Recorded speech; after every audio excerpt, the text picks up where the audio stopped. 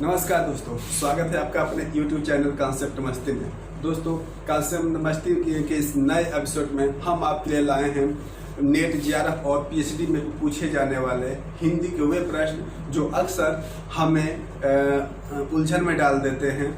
और इसके लिए हमने एक छोटा सा सलूशन उसका निकाला हुआ है। विभिन्न रचनाओं के काल और समय के अनुसार उनको एक छोटे से कविता में परिवर्तित किया है और हमें लग रहा है कि ये हमारे हिंदी साहित्य में पीएचडी और नेट जेआरएफ क्वालिफाई करने का ख्वाब रखने वाले विद्यार्थियों के लिए, हमारे साथियों के लिए बहुत ये कारगर साबित होगा और बहुत सख्त जरूरत है इसकी, क्योंकि इसमें जितने भी प्रश्न आते हैं हम उनमें से एक दो को छोड़कर बाकी सब में कंफ्यूज रहते हैं।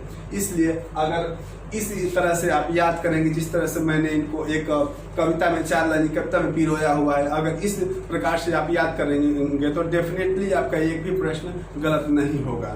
और इसी कड़ी में हम आपके लिए लेकर आए हैं सूफी काव्य।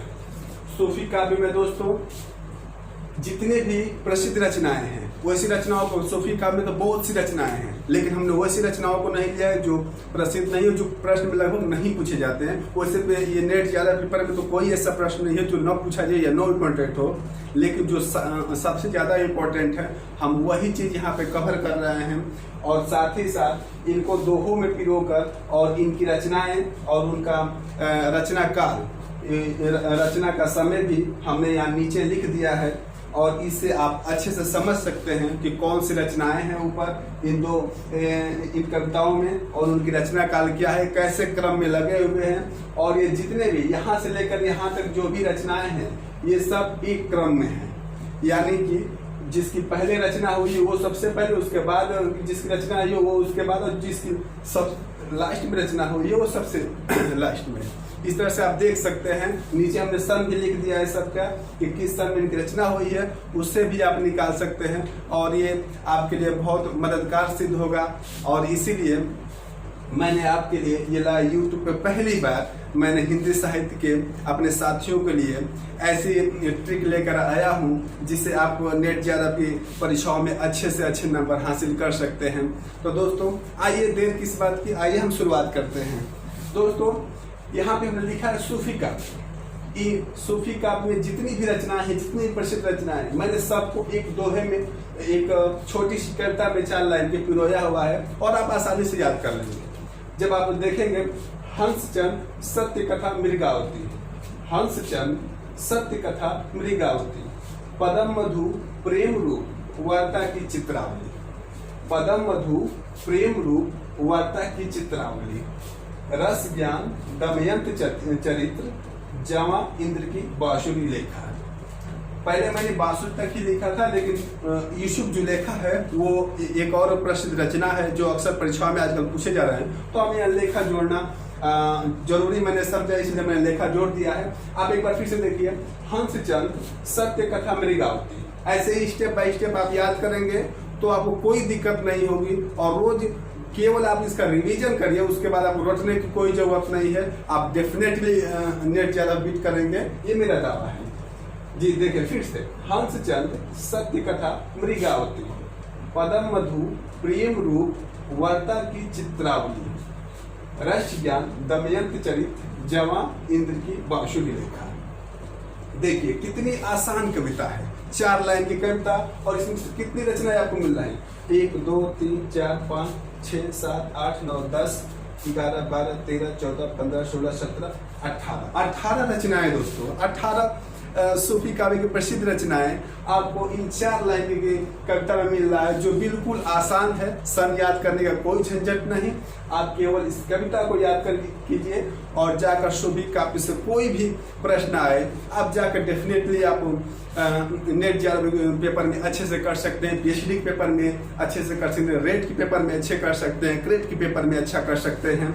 और दोस्तों साथ ही साथ आजकल नेट जेआरएफ एक नया तरीके से प्रश्न पूछ रहा है कि इनमें से कौन सूफी काव्य नहीं है, या फिर कोई इसमें 10 रचनाएं दे रहा है ABCD करके, उसके बाद उसमें ऑप्शन दे रहा है कि पहला दूसरा या तीसरा चौथा पांचवा छठवां सातवां, ये सभी नहीं है, ऐसे करके ऑप्शन दे रहा है। तो यदि ये कविता आपको याद रहेगी तो आप अच्छे से देख सकते हैं कौन सी रचना है जो सूफी काव्य की नहीं है।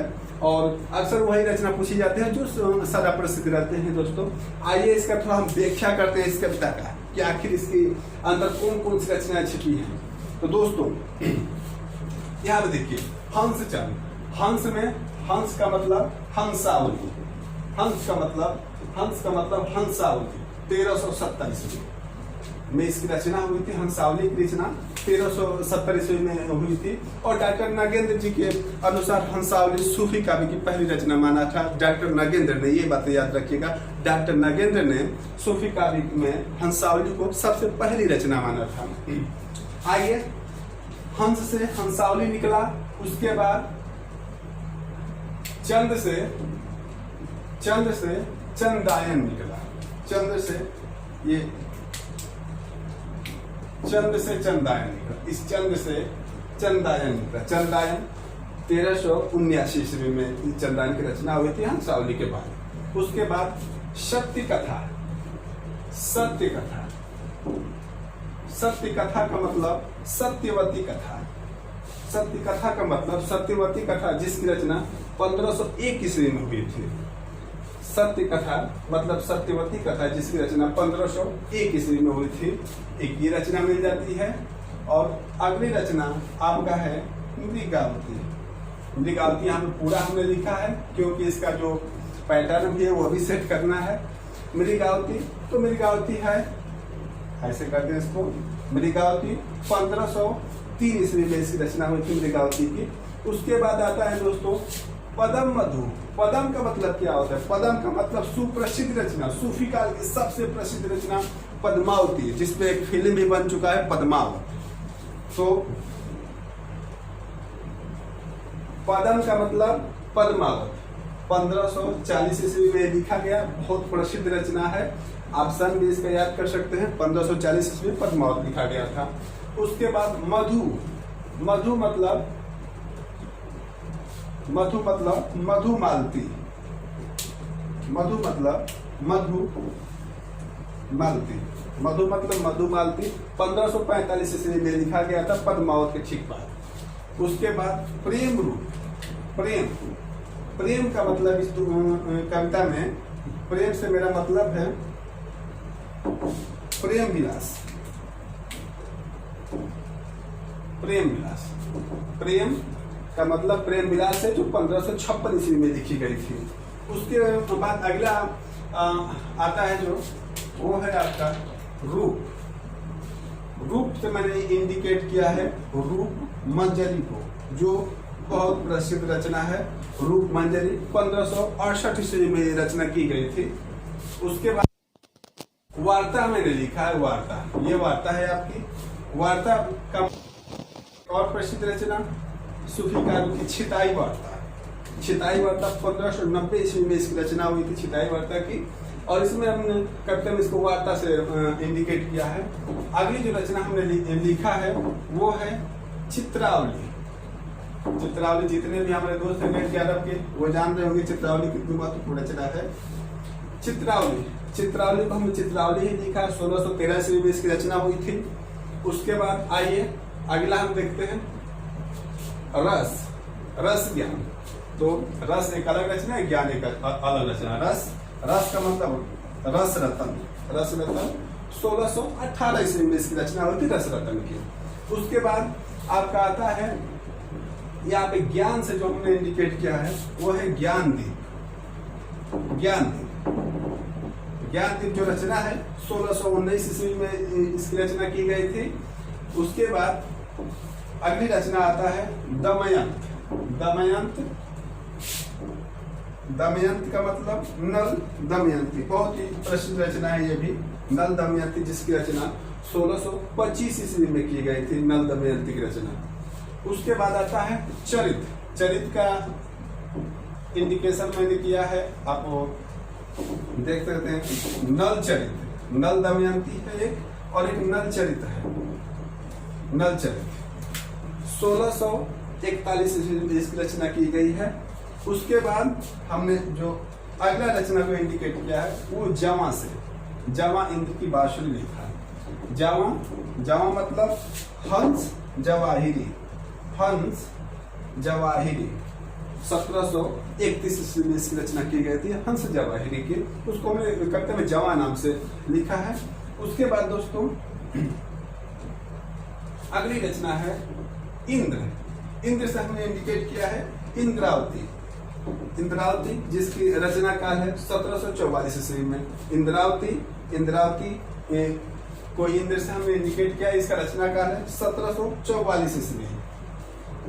उसके बाद अगली रचना है बांसुरी। बांसुरी मैंने जो लिखा है वो अनुराग बांसुरी है। बांसुरी मैंने जो लिखा है वो अनुराग की बांसुरी है। अनुराग बांसुरी जो रचना है सूफी काल की, उसको मैंने इंडिकेट किया है 1764 ईस्वी में इसकी रचना की गई थी। उसके बाद जो अगली रचना है वो है लेखा नाम से हमने किया है। लेखा नाम से हमने इसको इंडिकेट किया है और बहुत ही प्रसिद्ध रचना है और आजकल अक्सर इसको पूछा जा रहा है। यूसुफ जुलेखा 1790 ईस्वी में हुआ था इसकी रचना यूसुफ जुलेखा का, और अक्सर ये प्रश्न में आजकल पूछे जा रहे हैं। तो दोस्तों इस तरह से आप देख सकते हैं सभी रचनाओं के क्रम, उनकी रचना काल, और इस दोहों में देख सकते हैं उनका क्रम कैसे है। और हमें उम्मीद नहीं बल्कि पूर्ण विश्वास है कि आप लोगों को बहुत अच्छा लगा होगा।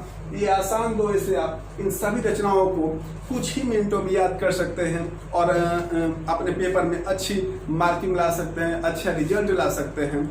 और साथ ही साथ मैं ये भी कहना चाहूँगा, अगर इसमें कहीं आपको कोई डाउट हो, कोई कन्फ्यूजन हो, या आपको ऐसा लगे कि नहीं कहीं सन में हमने लिखने में गलती की है, तो आप हमें कमेंट बॉक्स में बता सकते हैं। और साथ ही साथ उस पुस्तक का भी नाम बताएं जिससे आपको लगे कि ये गलत हुआ है। हमने विभिन्न परीक्षाओं, विभिन्न पुस्तकों का अध्ययन किया है, हिंदी साहित्य के इतिहास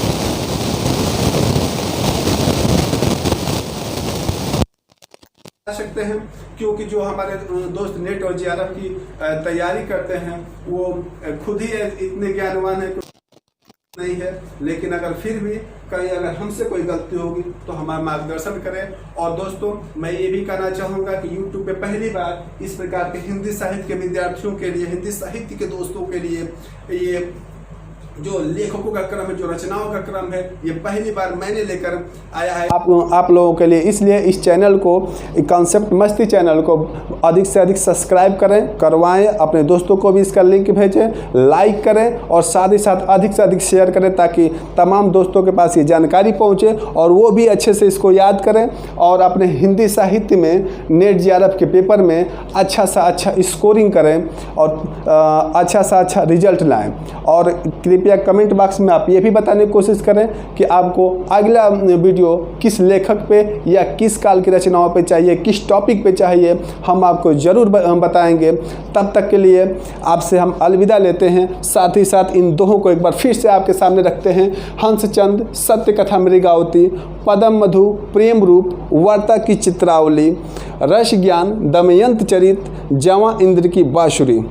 हंसचंद सत्य कथा मृगावती, पदम मधु प्रेम रूप, वार्ता की चित्रावली, रस ज्ञान दमयंत चरित, जवां इंद्र की बांसुरी लेखा। जवां इंद्र की बांसुरी लेखा। जहाँ जहाँ मैंने कामा किया है वहाँ थोड़ा थोड़ा सा रुकिए और इस दोहे को एंजॉय करते हुए और अच्छे से याद करें। रोज़ सुबह याद कीजिए, रोज़ सुबह रटिए, हमारे साथ बहस कीजिए, हमारे साथ इसको रिपीट कीजिए। आप डेफिनेटली आपको पढ़ने की ज़रूरत नहीं पड़ेगी दोस्तों, आप हमारे साथ केवल बहस करने और इसको रटने और बार बार पढ़ने से ही आप याद कर लेंगे। यहाँ सन का कोई झंझट नहीं, क्योंकि सन से आपको याद नहीं हो सकता है, बहुत कर सकते हैं तो 10 में से 1-2 प्रश्न ही कर सकते हैं, उसके बाद बाकी प्रश्न गलत होना लाजमी है। इसके बाद हम आप जिस पे चाहेंगे, जिस कवि पे चाहेंगे, जिस रचनाओं पे चाहेंगे, जिस काल पे चाहेंगे, हम उस पे आपको वीडियो लेकर आएंगे। कृपया कमेंट बॉक्स में हमें बताएं कि आपको किस चीज़ की आवश्यकता है और उसके बाद आप हमारे टेलीग्राम चैनल से भी जुड़ सकते हैं। साथ ही साथ इस चैनल को बहुत अधिक से अधिक सब्सक्राइब करें, प्यार दें और बहुत से अधिक ये वीडियो अपने दोस्तों में शेयर करें। तब तक के लिए धन्यवाद।